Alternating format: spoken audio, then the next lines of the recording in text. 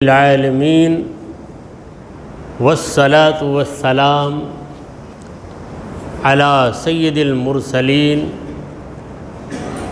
و خاتم النبیین سیدنا و شفیعنا و حبیبنا و مولانا محمد وعلی آلہ و صحابہ اجمعین اما بعد فاعوذ باللہ من الشیطان الرجیم بسم اللہ الرحمن الرحیم قل ان کنتم تحبون اللہ فاتبعونی یحببکم اللہ ویغفر لکم ذنوبکم واللہ غفور رحیم صدق اللہ مولانا العظیم۔ حاضرین محفل، السلام علیکم ورحمۃ اللہ وبرکاتہ۔ اللہ رب العزت جل وعلا کا ہم پر بے پناہ کرم ہے کہ اس نے ہمیں آقائے نامدار احمد مختار مدنی تاجدار دونوں جہاں کے سردار حضرت محمد مصطفیٰ رسول خدا صلی اللہ تعالی علیہ وآلہ وسلم کی بابرکت امت میں پیدا فرمایا۔ حضرات گرامی، جس آیت مبارکہ کی تلاوت کا میں نے شرف حاصل کیا ہے وہ سورہ آل عمران کی 31ویں آیت نمبر 31۔ پروردگار فرماتا ہے قل، اے میرے نبی آپ کہیے، آپ لوگوں سے یہ بات کہیے، ان کنتم تحبون اللہ، اگر تم لوگ اللہ سے محبت کر رہے ہو، اے لوگو اگر تمہارے دلوں میں اللہ کی محبت ہے، فاتبعونی تو میری پیروی کرو، یحببکم اللہ، اللہ تم سے محبت کرے گا، ویغفر لکم ذنوبکم، اور تمہاری خاطر تمہارے گناہوں کو معاف کر دے گا، واللہ غفور رحیم، اللہ معاف کرنے والا مہربان ہے۔ یہ آیت کریمہ کا لفظی ترجمہ ہے۔ عموماً سیرت النبی کے جلسے یا میلاد النبی کے جلسے جب ہوتے ہیں اور تقریر کے لیے علماء کو بلایا جاتا ہے تو اس آیت کریمہ کو ان جلسوں میں پڑھ کر اس آیت کو موضوع کلام بنایا جاتا ہے۔ آج ہماری جو سلسلہ وار تفسیر ہے، کنٹینیوس لگاتار جو تفسیر ہے، اس تفسیر کے ضمن میں آیت آ گئی۔ ہم سورہ بقرہ سے فارغ ہوئے، سورہ آل عمران میں آئے اور آل عمران کی 30 آیتوں کی تفسیر سے ہم فارغ ہو گئے۔ یہ اللہ کا کرم ہے۔ اب 30 پر 1ویں آیت میں ہم پہنچے۔ رسول کریم صلی اللہ علیہ وسلم کے زمانے میں بعض منافقوں نے کہا کہ اللہ پر ہمارا ایمان ہے، قرآن اللہ کی کتاب ہے، اللہ کی بات ہم مان لیں گے، یہ رسول اللہ کی بات پہ عمل کرنا اس کی کیا ضرورت؟ کیونکہ منافق کے دل میں سب سے زیادہ دشمنی ہوتی ہے تو وہ رسول کریم صلی اللہ علیہ وسلم کی ہوتی ہے۔ حضور سے حسد جسے ہو جائے، یاد رکھیے وہی منافق بنتا ہے۔ حسد بڑی بدترین بیماری ہے۔ کسی کو کسی پہ حسد ہو جاتا ہے، اتنا تعجب نہیں ہے، مگر کسی کو ذات مصطفیٰ پہ حسد ہو جائے، یعنی وہ عظیم ہستی جن کو پروردگار عالم نے تمام نبیوں کا امام بنایا ہے اور سب سے بڑھ کر درجہ اللہ نے دیا ہے، حضور سے افضل کسی بندے کو اللہ نے پیدا ہی نہیں کیا اور پیدا کرے گا بھی نہیں، اس کے باوجود کسی کو حضور ہی سے حسد ہے۔ تو حسد کی وجہ سے ٹیڑھی ٹیڑھی باتیں نکلتی ہیں۔ تو لوگ کہنے لگے، لوگ سے مراد منافق لوگ کہنے لگے کہ ہم کیوں رسول اللہ کی پیروی کریں، اللہ کے حکم پہ ہم عمل کریں، رسول اللہ کی پیروی کرنا یہ کچھ ضروری نہیں ہے۔ ایسی باتیں ہو رہی تھی۔ تو پروردگار عالم نے کہا کہ اے میرے محبوب، ان پاگلوں کو کیا پتہ کہ میری محبت اے نبی تمہارے بغیر نہیں مل سکتی، میری محبت آپ کے بغیر نہیں مل سکتی۔ آپ کو جلانے والا مجھے خوش کیسے کر سکتا ہے؟ آپ کی بے ادبی کرنے والا میری عبادت کیسے کر سکتا ہے؟ آپ کی گستاخی کرنے والا میری بارگاہ میں تقرب یا نزدیکی کیسے حاصل کر سکتا ہے؟ تو قل، اے نبی آپ کہیے، یہ اٹل فیصلہ آپ ہی کی زبان سے سنائی۔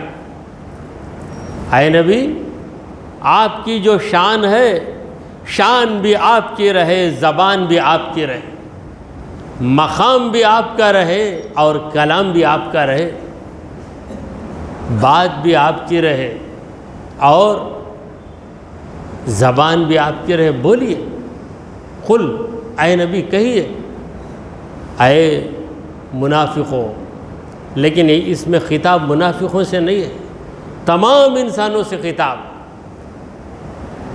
ان کنتم تحبون اللہ، اگر تم اللہ سے محبت کرتے ہو، اللہ کی محبت، میرے دل میں اللہ کی محبت ہے، یہ دعویٰ کون نہیں کرتا؟ ہر ایک کرتا ہے، کرنا ہی چاہیے۔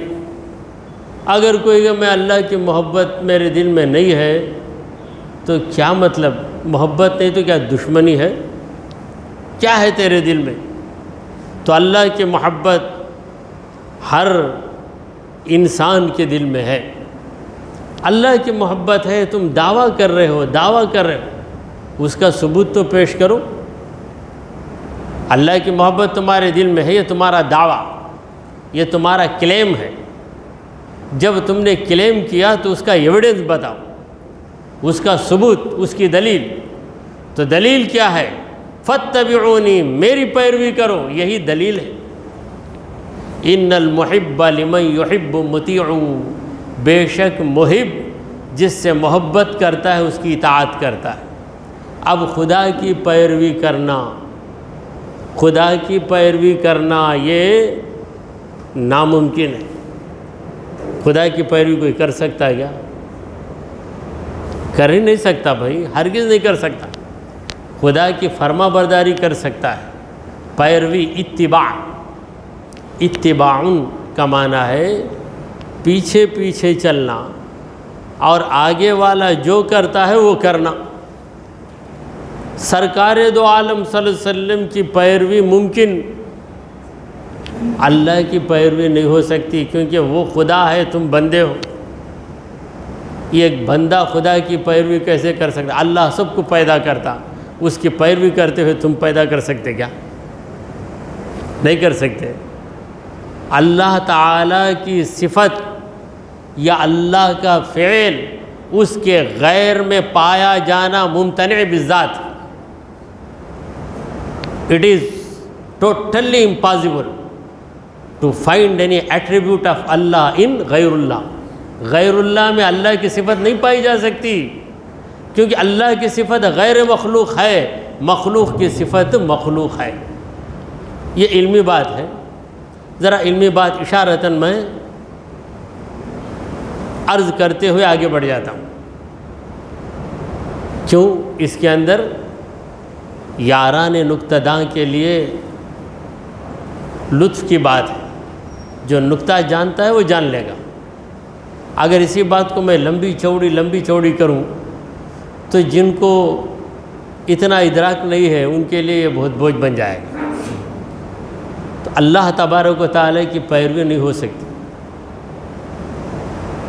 رسول اللہ صلی اللہ علیہ وسلم کی پیروی ہی ممکن ہے۔ تو پروردگار نے کہا کہ اے میرے بندے، تیرے دل میں میری محبت ہے تو میرے پیارے نبی کی پیروی کر، رسول کریم صلی اللہ علیہ وسلم نے کھانا تناول فرمایا، سیدھے ہاتھ سے لقمہ لیا۔ ہم حضور کی پیروی میں سیدھے ہاتھ سے لقمہ لے کر کھاتے ہیں۔ کس کی پیروی کرتے ہیں؟ حضور کی پیروی کرتے ہیں۔ بیٹھ کر پانی پینا سنت ہے۔ ہمارے حضور صلی اللہ علیہ وسلم بیٹھ کر پانی پیے، ہم بیٹھ کر پانی پیتے ہیں۔ حضور اکرم صلی اللہ علیہ وسلم نے پہلے قیام کیا، پھر رکوع کیا، پھر سجدہ کیا۔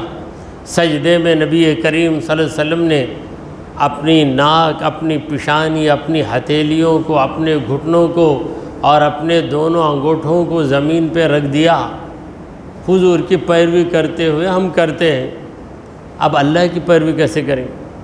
عبادت میں نبی کی پیروی کریں گے، نبی بھی عبادت کرتے ہیں، اللہ تو عبادت نہیں کرتا، تو اللہ کی پیروی کیسے کریں گے؟ پیروی کا مطلب وہ کام ہم کریں جو ہمارا رہبر کرتا ہے۔ خدا جو کام کرتا ہے بتاؤ تم کر سکتے کیا؟ خدا کا کام یا خدا کی صفت مخلوق میں آ ہی نہیں سکتی۔ یہی توحید، اسی کا نام ہے توحید۔ اللہ کو ایک ماننا، یکتا ماننا، ذات و صفات و افعال میں یکتا ماننا، کہ اس کی ذات ایسی ہے کہ دوسرے کی ذات اس کے جیسی نہیں، اس کی صفت کے جیسی کسی کی صفت نہیں ہے، وہ اپنی صفات میں یکتا ہے۔ اللہ تعالیٰ کی صفت مخلوق نہیں ہے۔ مخلوق کا معنی پیدا کی گئی۔ کیا اللہ تعالیٰ اپنی صفت کو خود پیدا کر لیا؟ نہیں، جب اللہ تبارک و تعالیٰ کی ذات کے ساتھ اس کی صفات ملی ہوئی ہے۔ شاعر عرض کرتا ہے، صفات اللہ لیست عین ذات ولا غیرن سواہ ذن فصالی۔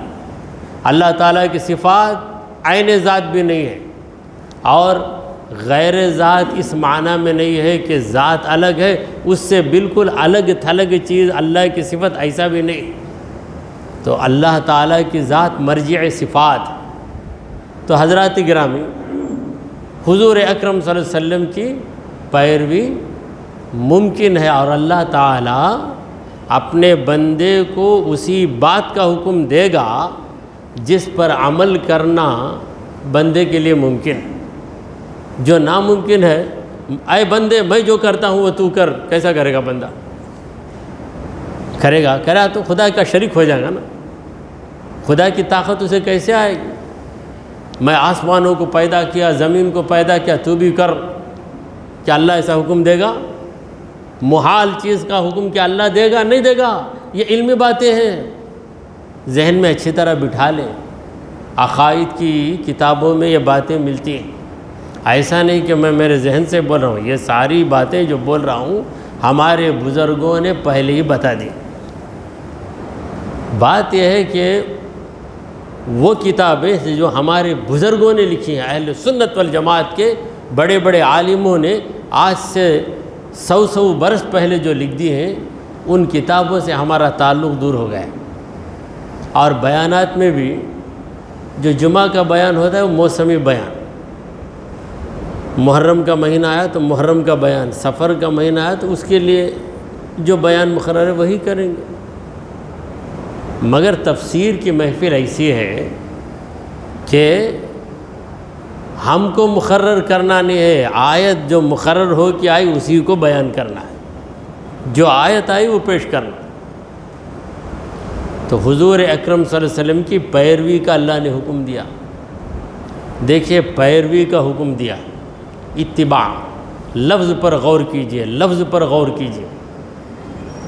اتباع کا لفظ طبیعہ سے بنا، طبیعہ کا معنی پیچھے ہونا، اتباع افتعال کے وزن پر بالکل پیچھے ہو جانا۔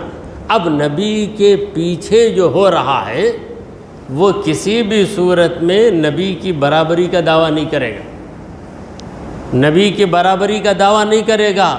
میں نبی کے پیچھے ہوں، نبی کے جیسا عمل کرتا ہوں، لیکن میرے عمل میں وہ وزن نہیں ہے جو وزن نبی کے عمل میں ہے.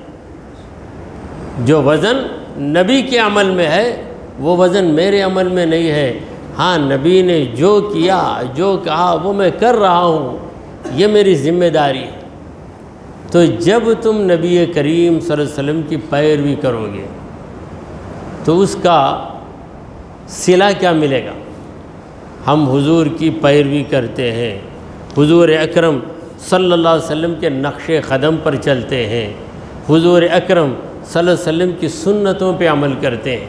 حضور کی سنت یہ ایک مرکزی چیز ہے. سنت مرکزی چیز ہے. بڑی توجہ چاہوں گا آپ سے، کیونکہ بات بڑے لطف کی ہے اور علمی بات بھی ہے. نبی کی سنت کی حیثیت مرکزی حیثیت ہے. سنت کے اندر فرض بھی آ جاتا ہے، سنت کے اندر واجب عمل بھی آ جاتا ہے، سنت کے اندر مستحب عمل بھی آ جاتا ہے، سنت کے اندر نفل عمل بھی آ جاتا ہے. کیسے؟ ذرا توجہ دیجئے. نماز پڑھنا فرض ہے. ہمارے نبی نے نماز پڑھی یا نہیں؟ تو فرض نماز فرض ہونے کے باوجود میرے نبی کی سنت ہے، تو فرض سنت کے اندر آ گیا. وطر کی نماز، عید کی نماز یہ پڑھنا واجب ہے، قربانی کرنا واجب ہے. بتاؤ کیا میرے نبی نے قربانی نہیں دی؟ تو قربانی واجب ہوتے ہوئے نبی کی سنت ہے، اور ہر سنت فرض نہیں ہے.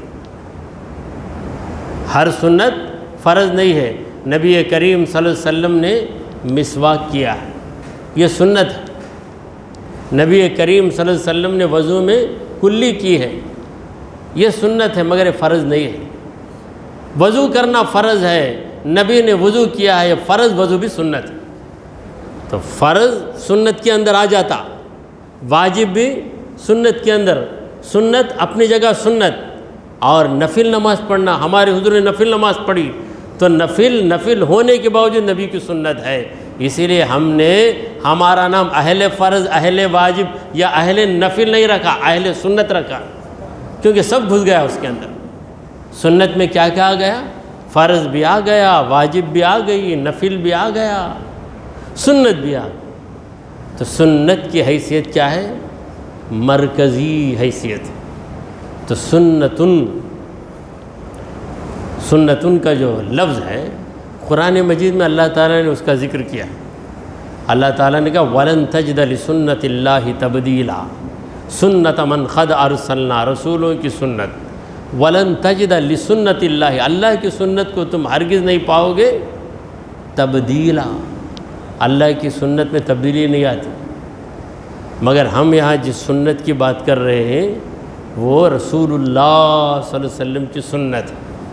تو سنتن اس سے جو لفظ بنا ہے وہ ہے سنیون. بعض لوگ کہتے ہیں ہم سنی مسلمان بھائی، سن کو ایمان لائے سو سن کو ایمان لائے.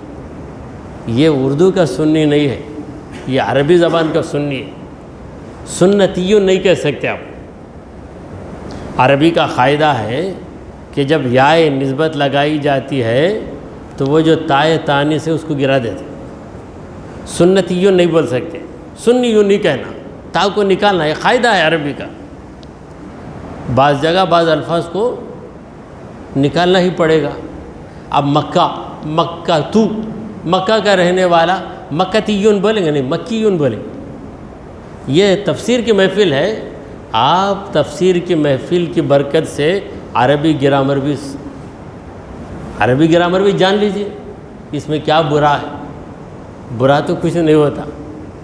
تو مکہ کا رہنے والا مکتیون بولتے ہیں؟ نہیں بولتے، مکیون. مدینے کی بات تو مدینتیون بولتے نہیں، مدنیون. وہاں پہ یعقوب بھی نکالنا پڑے گا مدینہ میں. تو یہ قاعدہ، اس قاعدے سے سنتن سے سنیون، سنی مسلمان. کیا مطلب؟ سنت کو جس نے مرکز کا درجہ دے دی. مرکز کا معنی کیا ہے؟ Centre point. تو سنت ایک ایسا مرکز ہے، اس کے ارد گرد فرض بھی گھوم رہا ہے، واجب بھی گھوم رہا ہے، نفل بھی گھوم رہا ہے، اور سنت تو اپنی جگہ سنت ہے ہی۔ تو سنت اپنی جگہ سنت ہے، اسی وقت ہر فرض بھی سنت ہے، ہر نفل بھی سنت ہے۔ تو سنت رسول کا مقام مرکزی حیثیت رکھتا ہے۔ بہت سوچ کر ہم نے اپنا نام سنت، اہل سنت رکھا۔ آپ کہیں کون رکھا سو یہ نام؟ ایک ذہن میں بات آ سکتی ہے، کون یہ نام رکھ دیا؟ اہل السنہ والجماعہ، پورا نام اہل السنہ والجماعہ، لیکن کبھی اہل سنت کہہ دیتے، اسی پر اسٹاپ کر دیتے، اہل سنت۔ تو یہ نام کس نے رکھا؟ یہ نام عبداللہ بن عباس نے رکھا۔ عبداللہ بن عباس کون ہے؟ مفسر قرآن، رئیس المفسرین، تمام مفسروں کے سردار، سرکار دو عالم صلی اللہ علیہ وسلم کے چچا زاد بھائی حضرت عبداللہ بن عباس رضی اللہ تعالیٰ، انہوں نے یہ نام رکھا ہے اہل البدع، اہل السنت والجماعہ، اور جو اس کے خلاف ہے اس کا نام اہل البدعۃ والضلالہ، اہل البدع والضلالہ، بدعت والے، گمراہی والے، یہ سنت والے اور جماعت والے۔ جماعت سے مراد صحابہ کرام کی جماعت۔ تو پروردگار عالم نے کہا کہ میرے نبی کی سنت پر عمل کرو، یہ ہے اتباع۔ اتباع رسول کا معنی ہے رسول کریم صلی اللہ علیہ وسلم کی سنتوں پہ عمل کرنا۔ مگر بعض سنتیں نبی کی ایسی ہیں جو نبی ہی کے لیے ہے، دوسرے کے لیے نہیں۔ مثلا 4 بیویوں سے زیادہ بیویاں رکھنا، یہ سنت نبی کی ہے، اس کے باوجود کوئی مسلمان اس پر عمل نہیں کر سکتا، کیونکہ وہ خصوصیت کا درجہ رکھتی ہے، وہ چیز خصوصیت کا درجہ۔ اسی طرح سرکار دو عالم صلی اللہ علیہ وسلم کی بہت سی چیزیں، ہمارے نبی کریم صلی اللہ علیہ وسلم سو جائیں، نیند لگ جائے، جاگے تو وضو کیے بغیر نماز پڑھ سکتے۔ ہمارے حضور پر نیند کی وجہ سے وضو واجب نہیں ہوتا، وضو نہیں ٹوٹتا۔ حضور صلی اللہ علیہ وسلم سو رہے تھے، اٹھے گئے اور نماز پڑھی۔ دوسرا کوئی کر سکتا ہے کیا؟ میں نبی کی سنت پہ عمل کرتا ہوں، اچھا سو گیا، اٹھا سے ٹائم ہو گیا کہ نماز کا، کھڑ گیا نماز، کیا بھائی نہیں ہمارے نبی کرے نا۔ تو وہ جو سنت ہے یہ سنت مختصۃ بذات المصطفیٰ، نبی کریم صلی اللہ علیہ وسلم کے ساتھ خاص ہے، اس میں تم شامل نہیں ہو سکتے۔ ایک بار کسی نے عرض کیا، یا رسول اللہ آپ سوئے تھے، اس کے باوجود آپ جاگ کر آپ نے نماز پڑھ لی، جبکہ آپ نے ہم کو نیند لگنے کے بعد وضو کرنے کا حکم دیا ہے۔ شاید حضور بھول گئے، ان کے دل میں خطرہ آیا، شاید حضور بھول گئے۔ تو رسول کریم صلی اللہ علیہ وسلم نے فرمایا، انما تنام عینایا ولا ینام قلبی، میری آنکھ تو سوتی ہے، میرا دل نہیں سوتا، میرا دل جاگتا ہے، اور مجھ پہ کیا کیا گزرتا ہے، سوتے ہوئے بھی میں جاگتا ہوں، سو رہا ہوں، سوتے ہوئے بھی میں جاگتا ہوں، مگر یہ کیفیت ہر ایک کو حاصل نہیں۔ نبی کریم صلی اللہ علیہ وسلم نماز پڑھاتے ہیں اور پیچھے مصلی مقتدی غلطی کرتا ہے تو حضور صلی اللہ علیہ وسلم نماز سے فارغ ہو کے کہتے ہیں کہ تو یہ غلطی کیا۔ کیسے پتہ چلا؟ حضور کا رخ تو ادھر تھا۔ تو حضور اکرم صلی اللہ علیہ وسلم نے فرمایا، فواللہ انی لاراکم من خلفی کما اراکم من بین یدی، اللہ کی قسم میں پیچھے سے تمہیں اسی طرح دیکھتا ہوں جس طرح آگے سے تمہیں دیکھ رہا ہوں۔ یہ کوئی نہیں کر سکتا، کر نہیں سکتا۔ اور پھر سرکار دو عالم صلی اللہ علیہ وسلم نے یہ بھی فرمایا، بخاری کی حدیث، یہ صحیح بخاری کی حدیث، فرمایا اترون انہ یخفی علی شیء مما تصنعون، کیا تم یہ سمجھتے ہو کہ تمہارا کوئی بھی کام مجھ سے پوشیدہ رہ جاتا ہے. ارے نماز تو نماز، دوسرا بھی کوئی کام کرو تو وہ کام مجھ سے پوشیدہ نہیں. آج نیٹ کے زمانے میں پرنسپل اپنے کمرے میں ٹی وی رکھ لیتا ہے، کون سا ماسٹر کس کلاس میں کیا پڑھاتا ہے اسے معلوم ہو جاتا ہے. تو تمہارے سائنس میں کمال ہے، تو ہمارے نبی تو روحانیت کے تاجدار. بیہقی کی حدیث ہے، نبی کریم صلی اللہ علیہ وسلم نے فرمایا انی انظر، بے شک میں دیکھ رہا ہوں، الی الدنیا وما ہوا کائن فیہا، دنیا میں کیا کیا ہو رہا ہے میں دیکھ رہا ہوں. فکأنما انظر الی کف ہذہ، جس طرح میں اپنی اس ہتھیلی کو دیکھ رہا ہوں. یہ کف عربی میں ہتھیلی کو کف کہتے ہیں. الی کف ہذہ، میری اس ہتھیلی میں جس طرح میں دیکھتا ہوں پوری دنیا سمٹ کر آ گئی. طویت لی الارض کلھا، پوری زمین میرے لیے سمٹ دی گئی. فانما انظر الی الدنیا وما فیہا، میں دنیا اور دنیا میں جو کچھ ہے اسے دیکھ رہا ہوں.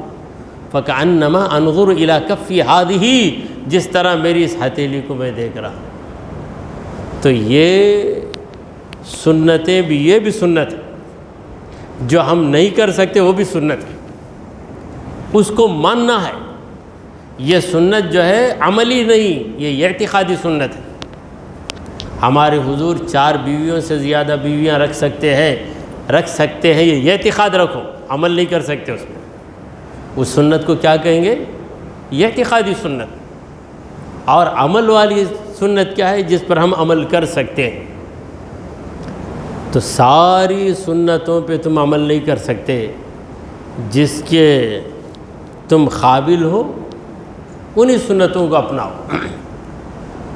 تو تم اگر نبی کی پیروی کرو گے تو اس کا پھل کیا ملے گا؟ راحت ملے گی، دولت ملے گی، عزت ملے گی، شہرت ملے گی، بالآخر جنت ملے گی. یہ ساری چیزیں تو ہیں، مگر سب سے بھاری چیز، اس سے بھاری چیز قسم خدا کی کائنات میں ہے ہی نہیں.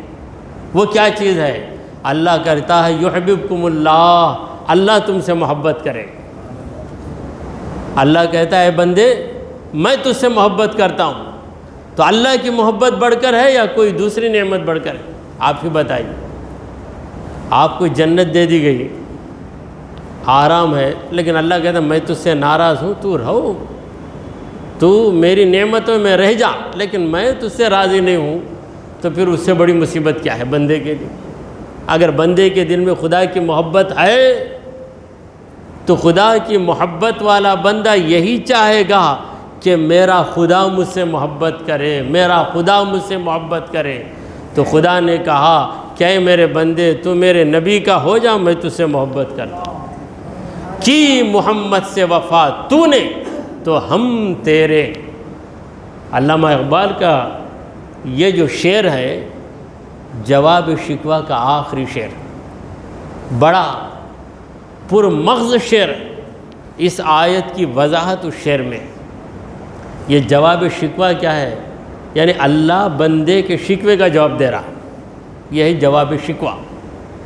تو اللہ کیا کہہ رہا ہے اسے علامہ اقبال اپنے لفظوں میں ادا کر رہے ہیں. اللہ کہہ رہا ہے کی محمد سے وفا تو نے تو ہم تیرے. یہ جہاں چیز ہے کیا؟ لوح و قلم تیرے. یعنی یہ دنیا کیا چیز ہے؟ یہ دنیا میں فرعون کو بھی دے دیا، قارون کو بھی دے دیا. یہ جہاں چیز ہے کیا؟ لوح و قلم تیرے ہیں، یعنی تیری تقدیر کے فیصلے تیرے ہاتھ میں. لوح و قلم. تو اتباع رسول، دیکھیں اتباع رسول کے لیے 2 چیزوں کا ہونا ضروری ہے. 2 کے بغیر اتباع رسول ہی نہیں. وہ 2 چیزیں کیا ہیں؟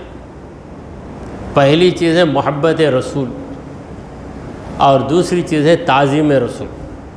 رسول اللہ کی سنت پہ عمل کرتا ہوں مگر رسول اللہ کی عزت نہیں کروں گا بولا تو کچھ فائدہ نہیں۔ داڑھی رکھوں گا اچھی چیز ہے، دیکھے تو بہت اچھا رہتا، مسواک کرے تو دانتیں سب صاف ہو جاتے ہیں، سب اچھا ہے، بیٹھ کر پانی پیے تو بہت صحت ہے، یہ سب اچھا ہے، مگر پھر بھی کریں گے بھائی، مگر ان کی عزت کرنا یہ کچھ ضروری نہیں بولا، بیکار نہیں۔ میں رسول اللہ صلی اللہ علیہ وسلم کی سنتوں پہ عمل کرتا ہوں مگر دل میں محبت نہیں ہے، تب بھی بیکار۔ تو حضور اکرم صلی اللہ علیہ وسلم کی سنت پہ عمل ہو، دل میں محبت بھی ہو، دل میں عظمت بھی ہو، عظمت مصطفیٰ بھی رہے، محبت مصطفیٰ بھی رہے اور اتباع مصطفیٰ بھی رہے، تب جا کر اتباع رسول درست ہے۔ نماز پڑھ رہا ہے کوئی، نماز تو پڑھ رہا ہوں مگر وضو کے بغیر پڑھوں گا، کتنی بھی بہترین نماز پڑھ لیا، یہ غلطی بھی نہیں ہوئی، فرض واجب سنت تمام پہ عمل کر رہا ہے مگر وضو کے بغیر، تو اس کی نماز ویلڈ ہے انویلڈ ہے؟ انویلڈ نہیں بھائی، نماز پڑھانا نہیں، انویلڈ، کچھ تیری نماز ہی نہیں ہے۔ تو اتباع رسول، محبت رسول اس کے لیے شرط ہے۔ محمد کی محبت دین حق کی شرط اول ہے، محمد کی محبت دین حق کی شرط اول ہے، اسی میں ہو اگر خامی تو سب کچھ نامکمل۔ پھر محبت میں عظمت رہنا، عظمت کے بغیر بھی محبت ہو جاتی۔ بچے سے محبت ہے، بچے کی تعظیم ہے کیا دل میں؟ محبت ہے۔ جانور سے بھی محبت، بلی سے بڑی محبت ہے، تعظیم ہے کیا ہے جی، بلی کی کیا تعظیم کریں گے؟ تو محبت کے ساتھ تعظیم رسول بھی ہو، یہ دونوں ملے اور اس کے ساتھ اتباع رسول بھی ہو تو کامیاب۔ یحببکم اللہ، اللہ تم سے محبت کرے گا، وَيَغْفِرْ لَكُمْ ذُنُوبَكُمْ، تمہارے گناہوں کو معاف کر دے گا، لکم تمہارے لیے، یعنی اللہ تمہارے گناہ کو معاف کر دے گا، تو اس سے اللہ کا کوئی بھلا نہیں، تمہارا ہی بھلا ہے، اسی لیے لکم آیا، تمہارے لیے تمہارے گناہوں کو معاف کرے گا۔ واللہ غفور رحیم، اللہ معاف کرنے والا مہربان ہے۔ دعا کیجئے کہ پروردگارا ہم نے جو کچھ کہا اور سنا اسے قبول فرما لے۔ اے اللہ ہمارے گناہوں کو معاف فرما، ہماری خطاؤں کو درگزر کر دے۔ اے رب العالمین ہم پر تیری رحمتیں نازل فرما۔ اے اللہ ہم سب کو نبی کریم صلی اللہ علیہ وسلم کی سنتوں پہ عمل کرنے کی توفیق عطا فرما، ہمارا خاتمہ ایمان کی حالت پہ فرما۔ وصلی اللہ تعالی علی خیر خلقہ سیدنا ومولانا محمد وعلی آلہ واصحابہ اجمعین۔ الفاتحہ۔